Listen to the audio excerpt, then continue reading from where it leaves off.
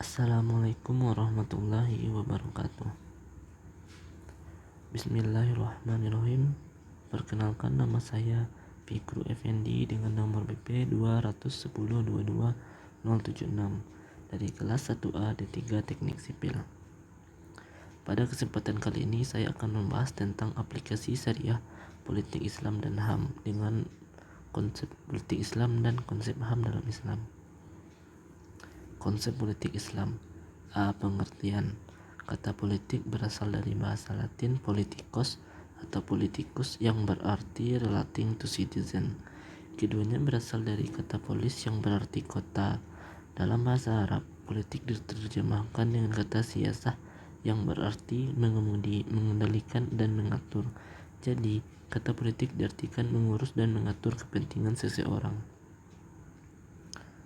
Politik secara umum diartikan dengan ilmu pemerintahan dan mengatur negara, seni pemerintah, dan mengatur masyarakat manusia. Dengan kata lain, cara atau taktik untuk mencapai suatu tujuan. Secara lebih khusus, politik diartikan sebagai kemahiran dalam rangka menghimpun, meningkatkan kualitas dan kuantitas, mengawasi dan mengendalikan, dan menggunakan kekuatan untuk mencapai tujuan kekuasaan dalam negara dan institusi lainnya. B. Prinsip dan norma politik dalam Islam. Dalam Islam, politik didasarkan kepada 3 prinsip, yaitu tauhid, rusalah, dan khalifah. Tauhid berarti mengesahkan Allah Subhanahu wa Ta'ala selaku pemilik kedaulatan tertinggi.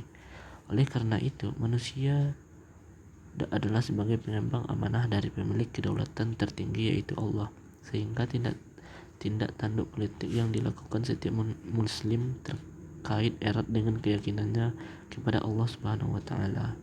Risalah merupakan medium perantara penerimaan manusia terhadap hukum-hukum Allah Subhanahu wa Ta'ala. Dalam artian, risalah adalah sebuah norma dan nilai dalam melaksanakan perpolitikan. Dalam pelaksanaan politik, Islam juga memiliki norma-norma yang harus diperhatikan. Di antara norma-norma itu adalah: 1. Politik merupakan alat atau sarana untuk mencapai tujuan, bukan dijadikan sebagai tujuan akhir atau tujuan satu-satunya. 2. Politik Islam berhubungan dengan kemaslahatan umum. 3. Kekuasaan mutlak adalah milik Allah. 4. Manusia diberi amanah sebagai khalifah mengatur alam ini secara baik. 5. Pengangkatan pemimpin didasari atas prinsip musyawarah. 6. Ketaatan kepada pemimpin wajib hukumnya setelah taat kepada Allah dan Rasulnya. 7. Islam tidak menentukan secara eksplisit bentuk pemerintah negara. C. Tujuan politik dalam Islam. Tujuan sistem politik Islam adalah untuk membangunkan sebuah sistem pemerintahan dan kenegaraan yang tegak atas dasar untuk melaksanakan seluruh hukum syariat Islam. Tujuan utamanya ialah menegakkan sebuah negara Islam atau Darul Islam. Dengan adanya pemerintahan yang mendukung syariat, maka akan tertegaklah ad-din dan berterusanlah segala urusan manusia menurut tuntutan-tuntutan ad-din tersebut. Para fuqaha Islam telah menggariskan 10 perkara penting sebagai tujuan kepada sistem politik dan pemerintahan Islam.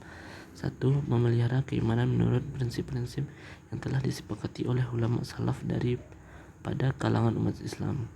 2. Melaksanakan proses pengadilan di kalangan rakyat dan menyelesaikan masalah di kalangan orang-orang yang berselisih. 3. Menjaga keamanan daerah-daerah Islam agar manusia dapat hidup dalam keadaan aman dan damai.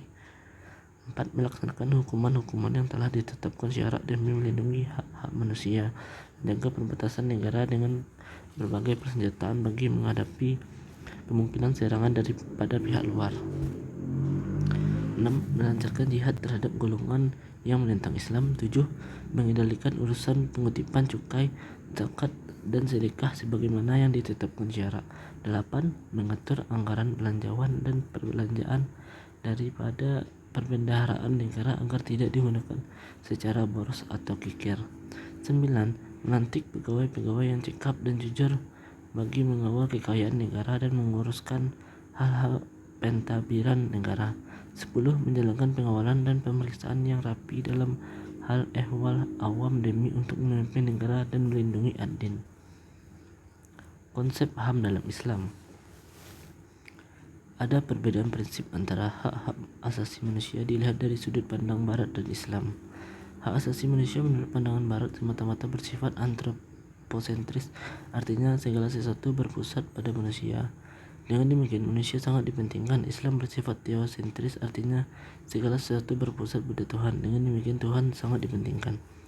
Kewajiban yang diperintahkan kepada umat manusia dapat dibagi ke dalam dua kategori, yaitu hukukul ibadat, hukukul ibad, hukukullah subhanahu wa ta'ala yang sangat diwujudkan dalam berbagai ritual ibadah, sedangkan hukukul ibad merupakan kewajiban manusia terhadap sesamanya dan terhadap makhluk-makhluk Allah lainnya. Hak-hak Allah tidak berarti bahwa hak-hak yang diminta oleh Allah karena bermanfaat bagi Allah, karena hak Allah bersesuaian dengan hak-hak makhluknya. Hak asasi manusia dijamin oleh agama Islam. Bagi manusia diklasifikasikan ke dalam dua kategori, yaitu yang pertama HAM dasar yang telah diletakkan oleh Islam bagi seseorang sebagai manusia. Yang kedua HAM yang dianugerahkan oleh Islam bagi kelompok masyarakat yang berbeda dalam situasi tertentu, status, posisi, dan lain-lain yang mereka miliki. Hak-hak khusus bagi non-muslim, kaum wanita, buruh atau pekerja, anak-anak, dan lainnya seperti hak hidup, hak milik, perlindungan, kehormatan, keamanan, kesucian terhadap pribadi, dan sebagainya. The Universal Declaration of Human Rights di dunia mengikat semua bangsa untuk menghargai hak-hak asasi manusia, meski faktanya dunia barat cukup banyak melanggarnya.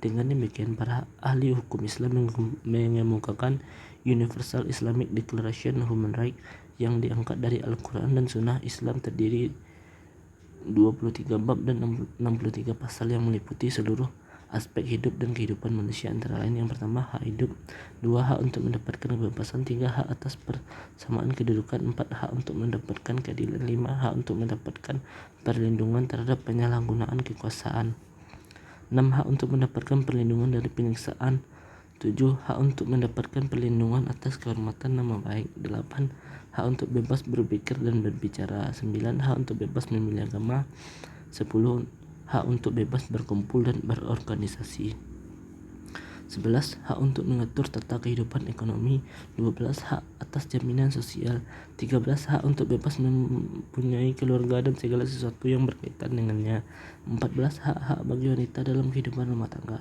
15 hak untuk mendapatkan pendidikan, dan sebagainya. Baik, sekian hasil penjabaran dari saya. Apabila ada kesalahan mohon dimaafkan. Wabillahi taufik wal hidayah. Wassalamualaikum warahmatullahi wabarakatuh.